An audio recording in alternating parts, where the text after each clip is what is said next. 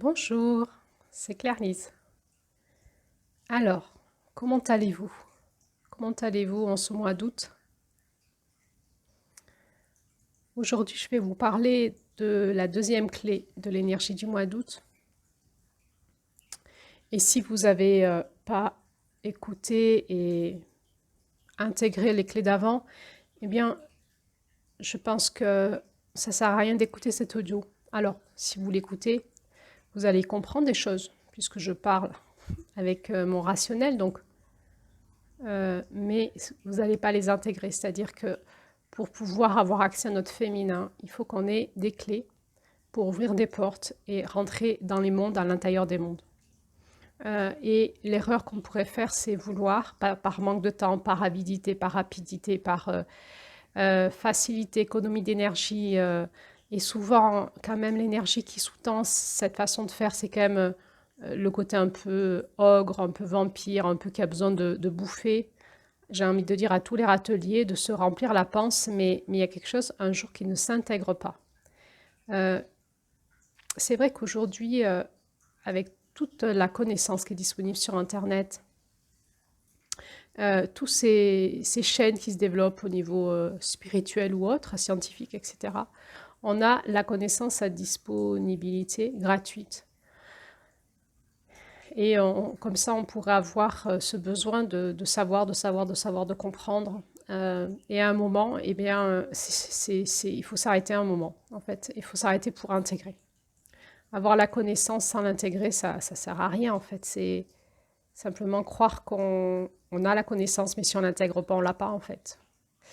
Et intégrer, c'est vraiment dépasser ces couches de l'intellect pour vraiment rentrer dans les couches plus intérieures, énergétiques, corporelles, émotionnelles, psychologiques, de conscience et dans notre être spirituel. Et c'est des reconnexions à faire à l'intérieur de nous. Et pour ça, eh bien, il n'y a pas de mystère, il n'y a pas de grand secret, c'est le ralentissement et l'expérience et une forme de discipline pour aller se reconnecter à l'intérieur de soi et vivre ce qu'on a à vivre à l'intérieur de soi par l'expérience. Et l'expérience nous permet d'intégrer des choses dans notre être incarné. Et ça va passer entre autres par notre système nerveux. Et notre système nerveux, il a des façons de fonctionner qu'aujourd'hui on connaît très bien. Et on ne peut pas faire l'économie de ce qu'on est. Nous sommes un être humain et pour pouvoir intégrer nos connaissances, nous devons passer des étapes à l'intérieur de nous. Alors, c'est pour ça qu'en cet début d'audio, je me permets de vous demander comment allez-vous, parce que je sais que si vous avez écouté les audios précédents du mois d'août et que vous avez fait les exercices d'intégration à votre rythme, comme c'était bon pour vous, eh bien, il est possible que ça brassouille un petit peu. Ça brassouille un petit peu parce que cet effet siphon, il, euh, il crée ce tourbillon à l'intérieur de nous, dans notre cerveau, dans nos idées, dans nos émotions, euh, dans notre énergie, et ça fait du bien. Ça fait du bien parce que ça vidange, c'est une vidange. Euh, Ça peut aussi donner un peu le tournis, peut-être. Ça peut un peu brasser dans les émotions, dans la fatigue aussi, ça peut fatiguer. Et puis, je vous avais parlé dans l'effet siphon aussi de finalement l'effet détox. Hein, c'est une grande détox. Et au moment où j'enregistre cet audio, le temps nous est favorable à cette détox parce que nous sommes en pleine canicule. Avec un corps qui fatigue, qui n'a plus envie de manger, et on a besoin de beaucoup boire. Hein, et bien, si nous suivons aussi l'intelligence de la guérisseuse et que nous utilisons des plantes, des racines, voire des minéraux hein, pour nous, nous réhydrater, eh bien, il va y avoir cet effet détox et de renutrition à l'intérieur de nous. Donc, c'est un temps, le mois d'août, ce début de mois d'août, cette première quinzaine d'août, où souvent il fait encore très chaud. C'est un temps un peu béni, j'ai envie de dire, pour ce phénomène lié à l'eau, où il va y avoir, on peut amorcer ce mouvement de concentration par cet effet siphon à l'intérieur de nous, qui est l'effet en fait de la lumière noire qui revient qui se remet en action et qui va siphonner en nous dans un mouvement inversé de la lumière blanche, faire comme un effet siphon en nous. Et puis donc, par cette chaleur, par ce feu, nous pouvons beaucoup transpirer. C'est un peu un effet sauna, hein, un effet sauna hammam. Et puis ça nous appelle à aller dans l'eau, la piscine, mais la mer, la rivière, le lac. Toute cette médecine de l'eau va vraiment nous purifier notre aura, nos corps énergétiques par le fait de se baigner, hein. Et va aussi, toute cette eau qu'on boit, que ce soit aussi dans les fruits, les pastèques, les melons, tout ça, toute cette eau qu'on boit et qui est chargée de belles énergies de l'été, vient nous redynamiser à l'intérieur de nous et ça fait une véritable détox à l'intérieur de nos cellules. Celle-ci, elle n'est pas volontaire, elle est forcée par la nature. Et c'est vraiment la médecine de l'eau qui agit en nous en ce début d'août. Et c'est pour ça aussi qu'on peut parfois être fatigué parce que le fait d'avoir envie de beaucoup de se baigner et ça donne aussi envie de se reposer, de lâcher prise à toute cette tension qu'on peut avoir accumulée toute cette année qui se relâche d'un coup par le fait de se baigner souvent, va nous amener à se lâcher, va nous aider à se lâcher prise et nous préparer pour amorcer notre automne. Alors évidemment, c'est aussi un temps où on peut prendre des bains dans nos baignoires, des bains peut-être un peu froids, nos jacuzzis, enfin tout ce que vous avez, les petites piscines d'enfants, on peut aussi se les remplir pour nous les adultes, ça nous fait un peu de bien. Vraiment le fait de pouvoir bénéficier de la médecine de l'eau, et du feu et de l'eau, de la chaleur et de l'eau, va amorcer chez nous un processus de lâcher prise qui va nous aider pour la suite du chemin.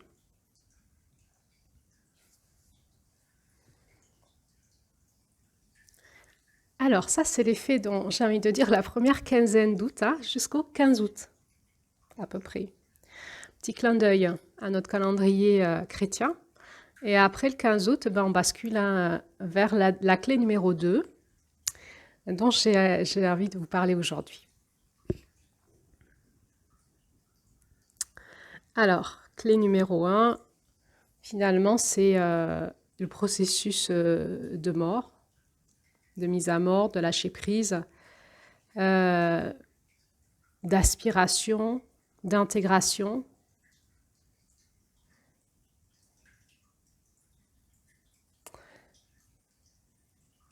Et puis, donc, il y avait eu cette notion de se laisser aller à ce rythme. Si on bloque ce rythme, on peut plus être en vie parce que finalement, la médecine de la guérisseuse, c'est la médecine mort-vie.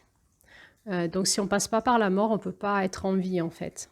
Et donc, il y avait cette notion de rythme, hein, de se laisser aller au rythme des journées, jour-nuit, au rythme des saisons et au rythme de ce qui nous appelle à nous dans notre vie et au rythme qu'il y a des moments où on fait du tri dans notre tête, dans nos croyances, dans nos émotions, dans nos relations, dans notre façon d'agir, du tri aussi peut-être dans nos habits, dans notre façon de vivre, dans nos armoires, dans tous nos documents administratifs, etc. Il y a des moments où on a besoin de faire du vide pour laisser venir ce plein. Et donc là, on est dans la médecine de la guérisseuse. Cette première partie de la médecine, c'est obligé. On est obligé de se laisser aller à ce rythme. Si on ne le fait pas, on va mettre à mort des choses en nous qui vont finalement mourir par asphyxie, en fait, par quelque chose qui est allé trop loin dans l'engrammage du masculin. Et le féminin ne peut pas prendre sa place. Et du coup, la vie ne peut pas ressurgir de tout ça. On avait vu dans cette clé numéro 1, qui est la clé de la mort, l'importance de se reconnecter à la terre pour être dans ce rythme. Et c'est notre corps biologique qui va nous insuffler le rythme. Parce que lui, il est connecté à à son horloge biologique interne et en suivant notre corps et donc en lâchant notre organisation mentale et en suivant le rythme de notre corps, eh bien, il y a une harmonisation qui va se faire entre notre corps, notre esprit et notre âme. Et il y a quelque chose qui va être pour nous beaucoup plus sain. Et notre corps étant connecté à la Terre, on va être relié à toute une intelligence planétaire et cosmique qui nous dépasse. Mais dans laquelle on va pouvoir se laisser embarquer joyeusement parce qu'on est déjà embarqué. On ne peut pas résister à ça. Nous sommes sur ce vaisseau qui s'appelle la planète Terre qui tourne dans le cosmos et qui a une reliance cosmique. Sauf que une fois qu'on en reprend conscience et qu'on se laisse aller à ce mouvement, eh bien, il y a quelque chose dans notre vie qui va se remettre en harmonie et on va arriver à la notion d'abondance dans notre vie, de facilité, de fluidité. La fluidité de l'eau, la facilité de l'eau, c'est vraiment la médecine de l'eau qu'on est en train de chercher, celle qui berce, celle qui contourne les obstacles, celle des fois qui les confronte, qui s'éclabousse dessus. Mais en fait, ce qu'on essaye d'apprendre là, c'est d'aller dans le flux et pas à contre-courant. Nous avions vu aussi dans cette clé numéro 1 la notion de tenir le paradoxe, entre lumière blanche et lumière noire, qui sont deux énergies opposées et qui vont nous amener dans nos paradoxes. Et bien, à fur et à mesure de tenir nos paradoxes et de les harmoniser, les fluidifier, ça va être de plus en plus facile parce que nous avons nos blessures à la lumière blanche, au masculin, nous avons nos blessures à la lumière noire, au féminin, et ce qui nous fait souffrir, et ce qui nous met en dualité et en résistance ou en sidération, ce sont nos blessures. Plus on accepte d'être paradoxal et dans le paradoxe, plus on va pouvoir voir comment on fonctionne, pacifier et guérir nos blessures et petit à petit, dans ce paradoxe, sans vouloir l'enlever en fait, parce que c'est impossible. En effet, de ces deux énergies, on sera toujours dans des énergies paradoxales en fait, sans vouloir les enlever, mais comprenant que l'opposition de ces forces n'est pas une dualité, n'est pas un combat, n'est pas un problème, mais au contraire, à l'intérieur de ce rapport de force est l'amour et la vie et l'unité. Eh bien, nous allons apprendre à tenir ce paradoxe et à s'équilibrer là-dedans. Donc, on avait vu que finalement, la mort nous a menés à accepter nos paradoxes et à lâcher prise dedans sans vouloir rien faire d'autre que vivre le paradoxe. À s'abandonner à ce paradoxe qui va créer cet effet siphon.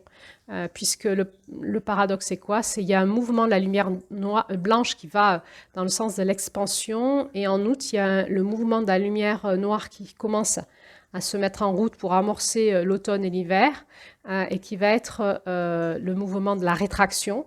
Et là-dedans, il va y avoir dans ce rapport des forces cet effet siphon, cet effet vortex, qui va nous amener à intégrer tout ce que nous avons appris au printemps, à l'été, à l'intégrer en nous, dans notre terre intérieure, pour pouvoir le devenir au printemps prochain, concrètement. Voilà, donc ça c'était un résumé de la clé numéro 1 qui était la mort. Et puis il y avait eu ces méditations d'intégration où vous avez peut-être vécu des choses à l'intérieur de vous. Et entre autres, il y avait eu cette reconnexion de la fréquence bleue à la fréquence bleue dans notre fréquence rouge intérieure. La reconnexion en nous à nos rythmes intérieurs, biologiques. Et la reconnexion dans les fréquences bleues entre ciel et terre et en nous. Et finalement, cet effet siphon que l'on peut sentir en nous, il se fait aussi sur la Terre. Il se fait aussi dans le cosmos, quelque part. Et donc, si nous nous laissons aller dans cet effet siphon à l'intérieur de nous, mais aussi autour de nous, si nous nous laissons siphonner, si nous nous laissons aspirer, eh bien, nous allons peut-être rencontrer nos angoisses d'anéantissement. Nos angoisses d'anéantissement, et si nous savons les dépasser par l'expérience, nous apercevrons que derrière, c'est le cadeau. C'est le cadeau. Ce qui nous met en résistance, ce qui nous met en sidération, c'est la peur de traverser l'engloutissement, de traverser, de se laisser aspirer, de se laisser disparaître dans le trou noir, de se laisser siphonner, de se laisser engloutir. C'est notre angoisse d'anéantissement. Et nous avions vu que finalement, ce qui nous faisait peur dans le processus de mort, c'est de croire qu'après la mort, il n'y a plus rien. Mais en expérimentant qu'après la mort, c'est toujours la vie et que c'est la résurgence de la vie, et que ce mouvement est éternel et que rien ne se perd, tout se transforme, eh bien, petit à petit, nous allons être capables par l'expérience, de traverser nos angoisses d'anéantissement et de se laisser aller à ces forces d'anéantissement pour apprendre à renaître à nous-mêmes dans ce mouvement de vie. Alors, comment vous sentez-vous dans cette reconnexion entre cette lumière et cette couleur rouge en vous, cette couleur et cette lumière bleue? Il est possible que si vous avez fait les exercices d'intégration, il est possible que pendant quelques jours, c'est un petit peu brassé parce que la puissance de l'énergie du sang, associée à celle de l'énergie du bleu, de la guérisseuse, vient vraiment dynamiser des espaces en nous émotionnels qui peuvent nous faire aller dans un peu ce mouvement chaotique de celle qui aime toute chose, de la mer, des blessures émotionnelles, des blessures du cœur, de ce tourbillon dans la vague. Et donc peut-être que vous avez vécu cette vague émotionnelle à un moment qui a surgi pendant 2-3 jours. Et si vous l'avez vécu, c'est une bonne chose. Ça veut dire que ça fonctionne.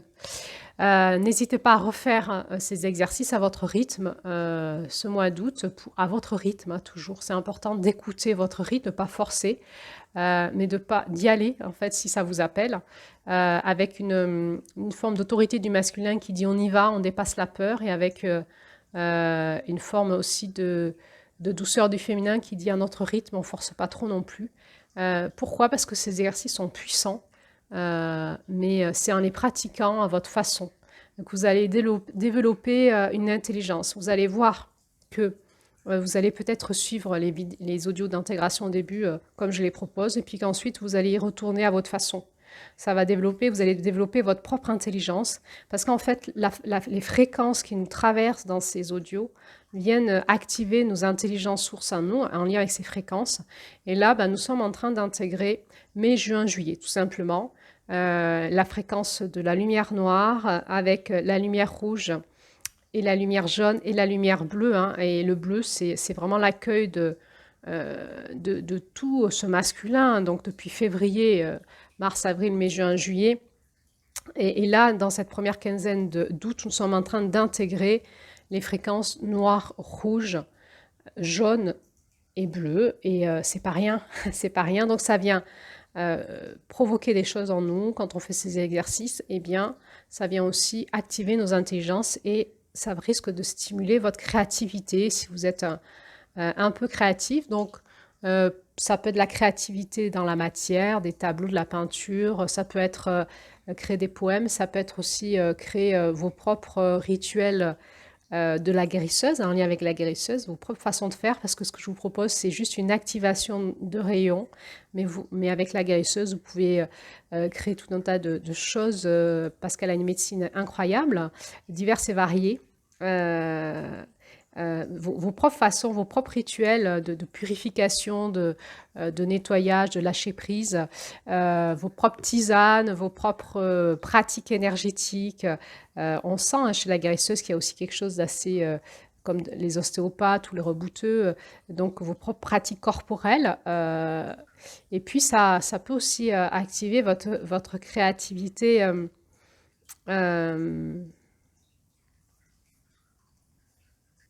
En lien avec tout ce qui est la médecine de la femme. Et on verra ça les prochains jours. Et aussi en lien avec cette sexualité sacrée dans le ralentissement. Et en se reconnectant le feu à l'eau, qu'est-ce que ça fait dans la sexualité sacrée. Et donc ça peut redynamiser aussi votre créativité dans le couple ou de vous à vous-même en fait, dans une autosexualité inspirée par ces forces de vie.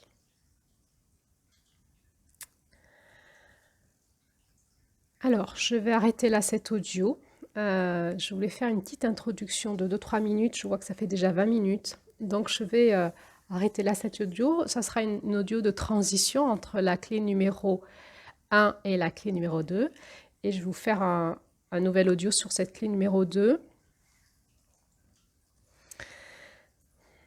À la fin de cette audio d'introduction, j'ai juste envie vraiment de vous encourager à sauter dans le vide. Vous savez, la sensation, si on est au bord de la falaise, il faut sauter dans l'eau.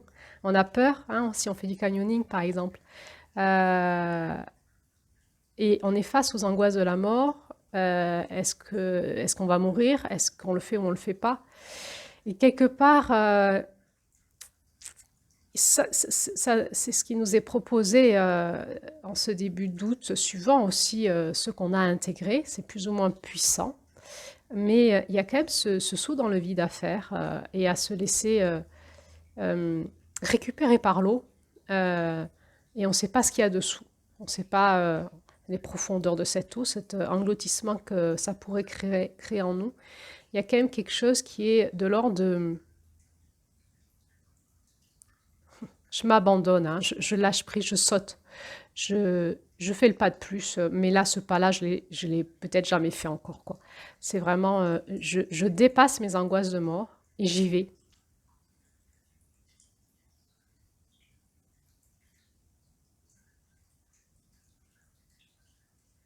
On sait, hein, si on s'imagine faire un kayak sur une rivière, on sait hein, il y aura des parties d'eau calme, il y aura des parties où le courant va être plus rapide. Il y aura des siphons, peut-être dans les rivières, il y aura toute la dynamique de l'eau, hein. Il y aura aussi des plages où on pourra se reposer, éventuellement on pourra sortir et passer porter le kayak et passer par la terre s'il y a des espaces trop tourbillonnants ou trop en cascade. On pourra descendre peut-être en rappel, mais on sait que c'est une aventure. C'est une aventure et que ça demande du courage. Ça demande du courage pour se laisser aller à l'énergie de l'eau. Euh, et j'aimerais attirer votre attention encore une fois sur le nom de ces deux assistantes. L'une qui s'appelle Lac Claire et l'autre qui s'appelle Celle qui a du courage.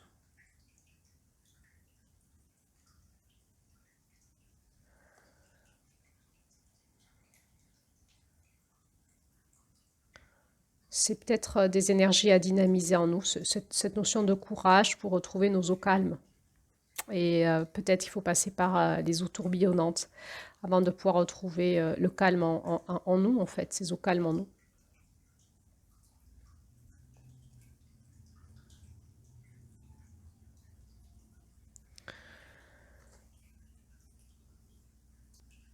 La guérisseuse nous apporte ce grand paradoxe, terreur de mort, euh, instinct de vie, force de vie. Et elle nous confronte à ça. Elle nous confronte à ça, à ce paradoxe. Et c'est à l'intérieur de ce paradoxe que nous allons trouver notre passage. Si je veux vivre, il faut que j'accepte de mourir. Voilà, eh bien je trouve que ça fait une excellente transition pour l'audio d'après, pour l'audio de la clé numéro 2. Alors je vous dis à tout de suite pour la clé numéro 2.